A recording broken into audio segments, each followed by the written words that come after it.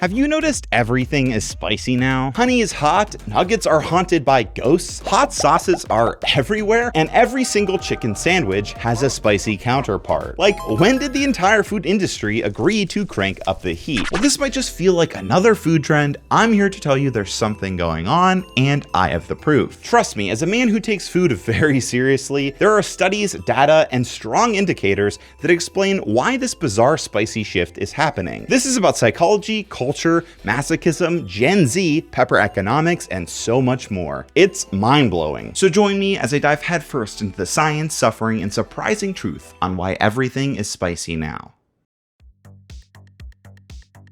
In 1985, Taco Bell decided to introduce something that would define fast food for decades: hot sauce packets. At first, they were purely functional, small single-use pouches of mild, hot, and fire sauce. Nothing flashy, just something to drown your cheap burrito in. But as time went on, something strange happened. Taco Bell started to realize the sauce packets had a weird little fan base. People really liked them. Enough that in the early 2000s, Taco Bell began printing quirky one-liners on their hot sauce packets, doubling down. And suddenly, what started as a practical spicy condiment became a low-cost marketing tool. And other chains were paying attention. Throughout the years, and especially recently, spicy food has taken over fast food and restaurant chains. Between March and June of this year alone, US restaurant chains have launched 76 new spicy menu items. KFC brought back its Nashville hot chicken and spicy chicken wraps. Wendy's dropped a ghost pepper chicken sandwich, and of course partnered with Takis for a Fuego meal. Everywhere you go, there are spicy options for spice lovers, and people are eating it up.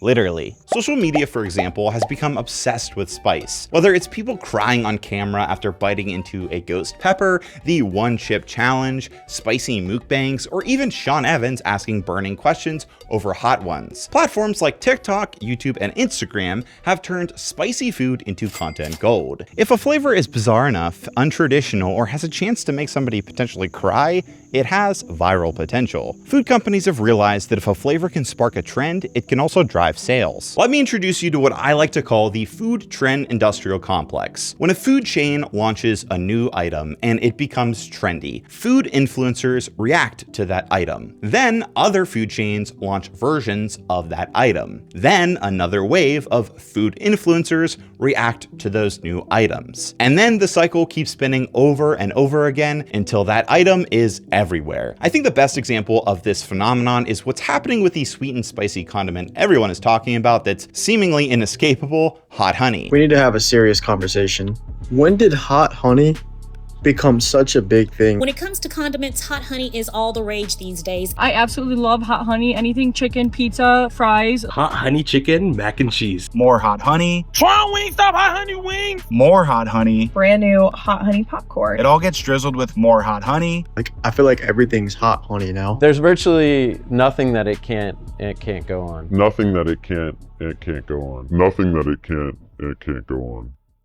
The rise of hot honey is a fascinating and perfect case study on what's going on with this explosion of spicy food. This niche condiment was created in 2010 by a guy named Mike Kurtz. Mike simply started drizzling homemade spicy honey on pizzas in Brooklyn, and people loved it. So much so that he bottled it and named it, you guessed it, Mike's Hot Honey. At first, it stayed small, being located at hip food joints or specialty stores, but now you can get it at Walmart, Target, and even Amazon. But where things really started to spiral is when fast food companies jumped on the hot honey trend. Chipotle launched a Chipotle honey chicken plus an entire hot honey menu. Wingstop dropped a hot honey rub for their wings. Subway added two hot honey subs. Dunkin' made a hot honey breakfast sandwich, which they described as hot honey kissed. Papa John's jumped in with a hot honey pizza, and of course, hot honey wings. Oh, but I'm not done. 7-Eleven, yes, 7-Eleven released their own Mike's Hot Honey partnership. McDonald's dropped a hot honey McCrispy starting in Australia. KFC released their own hot honey chicken, but my personal favorite, Ritz crackers, now have a hot honey flavor. What is happening? Have we gone too far? Is this guy the Robert Oppenheimer of sweet and spicy condiments? Take a look at hot honey honey searches on Google over time. We're at all-time highs. This is no longer a niche condiment. It's a whole damn movement. With the perfect storm of brand partnerships, fast food companies shoving new foods down our face, and viral mukbangs, what was once a niche spicy condiment is now an inescapable part of our food culture zeitgeist. So,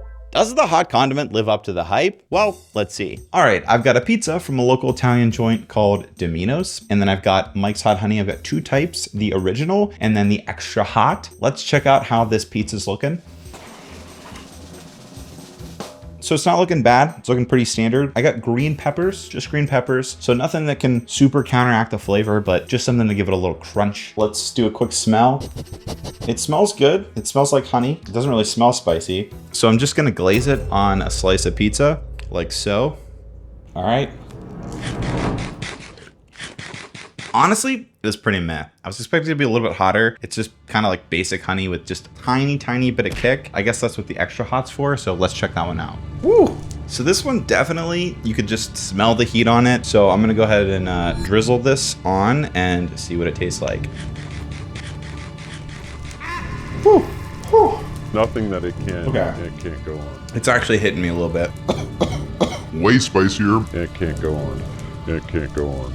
It can't go on. Oh, we've reached the part of the video where I talk to you about socks and today's sponsor, Bombas. Bombas makes socks, shirts, and underwear that are actually built for comfort, something I feel like is weirdly rare these days. Take their socks, for example. They are perfectly engineered. They have no seams trying to saw into your toes, no slipping down your ankle halfway through the day, and no weird bunching. 100 years ago, people thought that the future would be flying cars. Instead, we got perfectly engineered socks, and honestly, I'm okay with that. But beyond the comfort, here's what really makes Bombas different. For every item you buy, they donate one to someone experiencing homelessness. So your comfy new socks are also helping someone else get the basics they need. So far, Bombas has donated over 150 million clothing items, which is amazing. On top of that, everything they make is backed by their 100% happiness guarantee. So if something doesn't fit, gets lost, or even if we do eventually get flying cars and in some weird freak accident your socks fly out the window, they've got you covered. So if you want to feel good and do good, head to bombas.com/Zackary and use code Zackary at checkout to get 20% off your first purchase, or just scan the QR code right here on the screen. Thanks again to Bombas for supporting the channel and doing amazing work.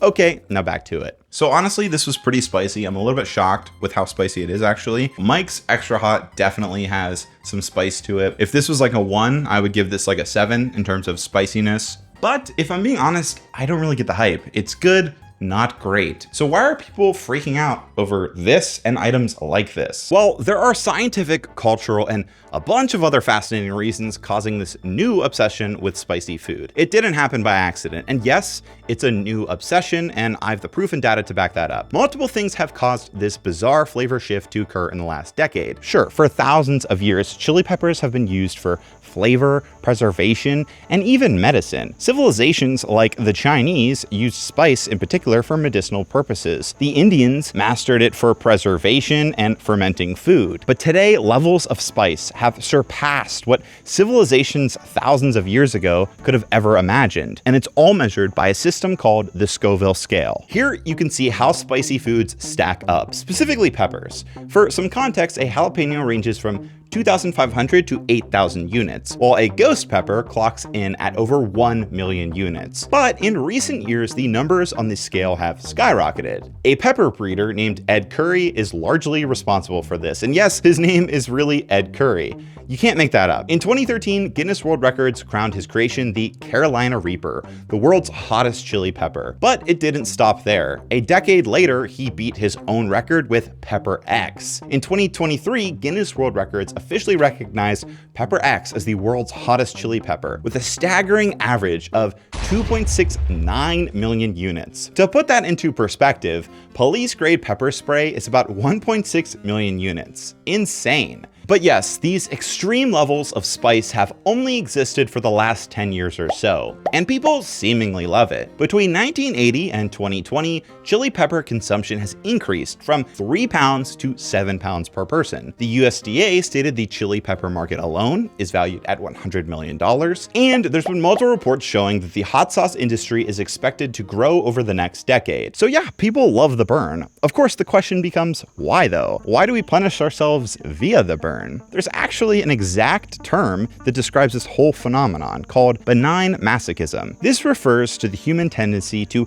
enjoy experiences that are initially perceived as negative or painful even, but are ultimately harmless and even potentially enjoyable. Capsaicin, one of the active components in chili peppers, actually triggers pain receptors in your mouth. But here's the neat trick. Your brain knows there's no actual danger. So in a moment of pure unadulterated chaos, it decides to reward you for it. It does this by releasing endorphins, those natural pain relievers that give you a sense of euphoria and dopamine, the feel-good chemical that makes you want to do it again. It's basically a low-stakes thrill. It's the same reason people like roller coasters, scary movies, and in some extreme cases, BDSM. Our brains treat spicy food like a tasty drug, a way to chase that endorphin high at the cost of temporary pain. But yeah, if you like spicy food, you're a stone throw away from being a certified freak. And now that I've lost all of my older viewers by making them very uncomfortable, I think it's time to talk about Gen Z. Hello, Gen Z.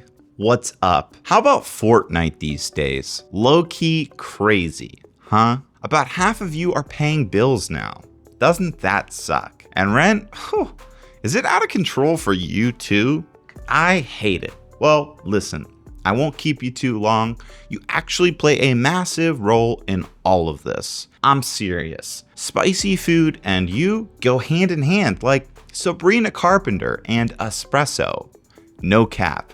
Anyways, let's let that fella with subpar drip, living a little bit too much in the past, take it from here. So believe it or not, Gen Z is leading the charge in this modern spicy food renaissance. This year, a study found up to 50% of Gen Z consumers eat at least one spicy meal a week. In 2024, a different study found that half of Gen Z consumers identify themselves as hot sauce connoisseurs. And then on top of that, 1 in 4 Gen Z and millennials say they bring their own condiments to restaurants now, especially hot sauces. So the younger generations are undoubtedly pulling this forward. Why? Well, there are multiple reasons. One being an adjustment in food diversity. It's not just that younger spice fans are chasing a thrill. They grew up with a completely different world on their plate. Unlike previous generations, Gen Z is the most ethnically diverse in US history and has been exposed to a huge variety of global cuisine at a young age. My therapist said I shouldn't make everything about myself, which I would generally agree with, but I really want to talk about avocados. Fun fact, I didn't have an avocado until I was like 14. Not for any dramatic reason, I just wasn't exposed to it. Don't get me wrong, I had plenty of unique dishes and was exposed to some really interesting foods that were tied to my family's background and the region I grew up in. I had things some people are likely unfamiliar with, like galumpkies, chicken paprikash, or even sandwiches from Permani Bros. But avocados? They were foreign to me. And the funny thing is, now they're a staple of my diet. The point of this story is to make a larger point. Food culture has shifted big time, and maybe you've noticed the shift too. Younger generations, especially Gen Z, have grown up with more exposure to global cuisine and spice. And now that they have real spending power, things have changed significantly. Spices from Latin America, South Asia, and all across the world are more accessible than ever, meaning food fusion isn't just a trend, it's just food. So it's no surprise something like spice, which is used in global cuisine, is no longer a niche. It's normal now. Expected even. But normalization isn't the end of the story with younger generations. These are people raised on TikTok challenges and Instagrammable food. As I mentioned earlier, social media has become completely obsessed with spice. There are YouTube channels, TikTok accounts, and entire influencer careers built around nothing but spicy food. Just look at Sean Evans and Hot Ones. Their channel, First We Feast, is one of the largest on the platform. Sean's an undeniably great host, but the format they created, eating progressively spicier wings during an interview, is genius. It's tension, comedy, and suffering all wrapped up into one bingeable package. And with younger generations, especially Gen Z, where YouTube is their main form of entertainment, they're eating it up, literally and figuratively. Spicy food is dramatic, it's performative, and gets a lot of views. I was speaking to a friend of mine the other day, and she said she thinks a big reason why many of my videos blow up is because people like to see me suffer. So here I am suffering for you. In front of me, I have two famous hot sauces, Da Bomb and Pepper X. Da Bomb is pretty iconic and a massive cultural touchdown of the spicy food world. And of course, Pepper X, well, as you know, this is the hottest pepper in the world. My plan is to try each one and continue on through the video. So everybody knows this is legit. I want you to see, I'm putting the hot sauce on. Ooh, that's a good amount. I would say that's a good amount, right? Here's the Pepper X. It's coming out. Oh God. That's a lot. That is a fairly high amount. I can literally smell it from here, and it's literally like making me cry already. Like, I'm not even joking. I'm not even joking. All right, here we go. This is it. The sauce is on it. We're just gonna jump in. A big bite. I feel like I should have got a smaller piece of chicken.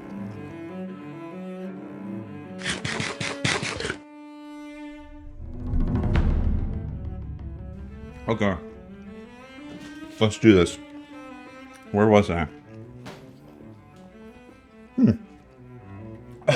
So, yes, Gen Z is fueling the fire literally. And of course, brands are paying attention. Which brings us to the final and most important part on why spicy food is everywhere right now. It's all about the money, baby. Whew. Hold on.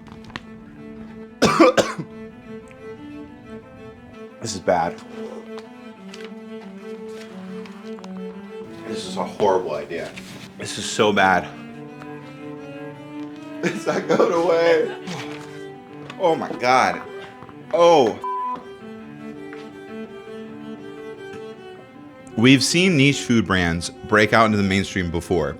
Avocados, pumpkin spice, even sriracha. But this time is different.